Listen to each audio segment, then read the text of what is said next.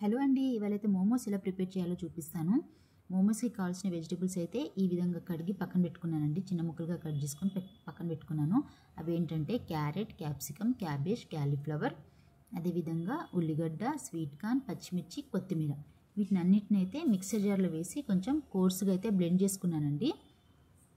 ఈ విధంగా బ్లెండ్ చేసుకున్న మిక్చర్ని అయితే ఒక బౌల్లో అయితే ట్రాన్స్ఫర్ చేసుకున్నాను. ఒకవేళ మీ దగ్గర చాపర్ ఉంటే కనుక చాప్ కూడా చేసుకోవచ్చు. లేదు మీ దగ్గర ఇంకా టైం ఉంది అనుకుంటే కనుక చిన్న చిన్న ముక్కలుగా అయినా కట్ చేసుకోవచ్చండి అన్ని వెజిటేబుల్స్ని. తర్వాత మనం మోమోస్కి అయితే చపాతీలు కావాలి కాబట్టి చపాతీ పిండి అయితే కలుపుకోవాలి. చపాతీ పిండిలో కొంచెం సాల్ట్ అయితే చూసుకొని యాడ్ చేసుకోవాలండి, ఎందుకంటే మనం తర్వాత కూడా పేస్ట్లో యాడ్ చేస్తాం కాబట్టి ఇక్కడైతే చూసుకొని యాడ్ చేసుకోవాలి. ఈ విధంగా చపాతీ పిండి కలిపిన తర్వాత ఒక 10 మినిట్స్ తర్వాత చిన్న చిన్న ముద్దలుగా చేసి రెగ్యులర్గా చేసే చపాతీల కంటే కొంచెం పెద్ద చపాతీలు చేసుకోవాలండి ఇక్కడ.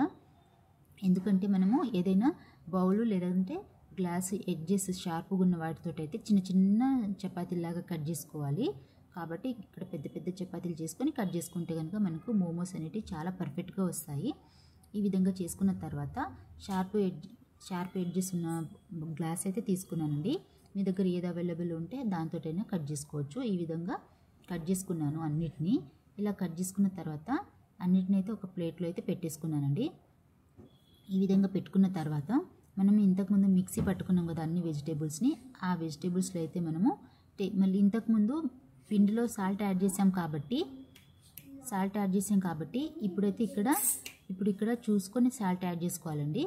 సాల్ట్తో పాటు కొంచెం మిరియాల పొడి, అదేవిధంగా కార్న్ఫ్లేక్స్ ఉంటే కనుక కార్న్ఫ్లేక్స్ కూడా యాడ్ చేసుకోండి, బాగుంటుంది. సో ఈ విధంగా అన్నీ యాడ్ చేసుకున్న తర్వాత నేనైతే ఇక్కడ ఈ పేస్ట్ని అయితే ఏం ఫ్రై చేయలేదండి. ఒకవేళ మీకు పచ్చిది తినడం ఇష్టం లేదు అంటే కనుక కొంచెం ఆయిల్లో అయితే ఒక 5 మినిట్స్ 10 మినిట్స్ వరకు పచ్చివాసన పోయేంత వరకు అయితే ఫ్రై చేసుకొని ఇది స్టఫింగ్ ఇట్లా పెట్టుకోవచ్చండి చపాతీలోకి. నేనైతే ఇక్కడ ఫ్రై ఏం చేయలేదు, ఎందుకంటే మనము డైరెక్ట్ తినాల్సిన వెజిటేబుల్సే వేసాం కాబట్టి అందుకని చెప్పేసి నేనేం ఫ్రై చేయలేదు. ఒకవేళ మీకు ఇష్టం లేదంటే కనుక ఇలా ఫ్రై చేసుకొనైనా చేసుకోవచ్చు. ఈ విధంగా అయితే ఒక్కొక్క చపాతీలోకి కొంచెం కొంచెం పేస్ట్ని యాడ్ చేసుకొని ఈ విధంగా అయితే చుట్టేసుకోవాలండి.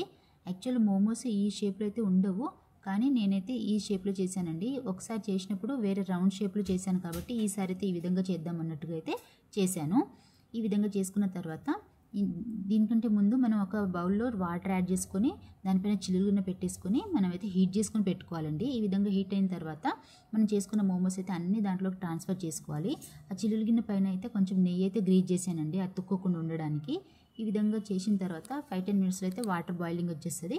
సో దాంట్లోకి అయితే చేసి పెట్టుకున్న మోమోస్ అన్నీ దాంట్లోకి ఇలా పెట్టేసిన తర్వాత ఒక 10 మినిట్స్ వరకు అయితే లో ఫ్లేమ్లో ఉడికించుకోవాలండి. దాని తర్వాత మనం ప్లేటింగ్ చేసుకోవాలి, అంతేనండి.